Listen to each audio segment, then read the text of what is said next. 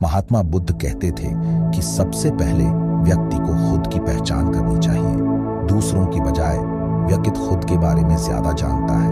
उनका मत था कि बुराई से घृणा करो, बुरे व्यक्ति से नहीं। एक बार की बात है, किसी गांव के पास बहती नदी के किनारे बुद्ध बैठे थे।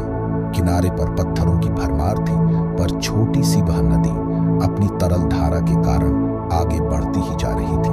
बुद्ध ने विचार किया कि यह छोटी सी नदी अपनी तरलता के कारण कितनों की प्यास बुझाती है, लेकिन भारी भरकम पत्थर एक ही स्थान पर पड़े रहते हैं और दूसरों के मार्ग में बाधक बनते रहते हैं। इस घटना की सीख यह है कि दूसरों के रास्ते में रोड़े अटकाने वाले खुद कभी आगे नहीं बढ़ पाते, परंतु जो दूसरों को सद्भाव और स्नेह देता है वह स्वयं भी आगे बढ़ जाता है।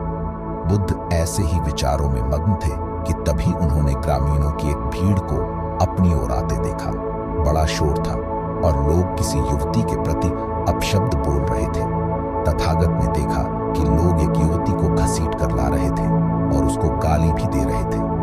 भीड़ के नजदीक आने पर बुद्ध ने लोगों से युवती को पीटने और अपशब्द कहने का कारण पूछा।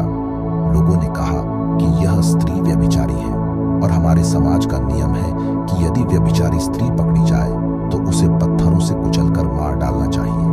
तथागत ने युवती की ओर देखा और कहा, जो तुम चाहते हो वही करो, पर मेरी एक शर्त है कि पत्थर मारने का अधिकारी वही है जिसने कभी व्यभिचार न किया हो और न ही उसके मन में ऐसे विचार कभी आए हों। इतना कहकर तथागत शांत हो गए। चारों ओर मौन था। कुछ समय बाद लोगों की भीड़ मन में पश्चाताप का भाव लिए हुए वहां से विदा हो गई। इस घटना से यही सत्य उभरता है कि हम खुद अपने प्रति न्याय कर सकते हैं, दूसरों के प्रति नहीं, क्योंकि हमारी जानकारी दूसरों के विषय में अधूरी होती है। यदि हम किसी के प्रति न्याय करना चाहते हैं तो उसे ऐसा प्यार और स्नेह मिलना चाहिए कि खुद ही अपने दोषों को स्वीकार कर ले और उन्हें पुनः न दोहराने का व्रत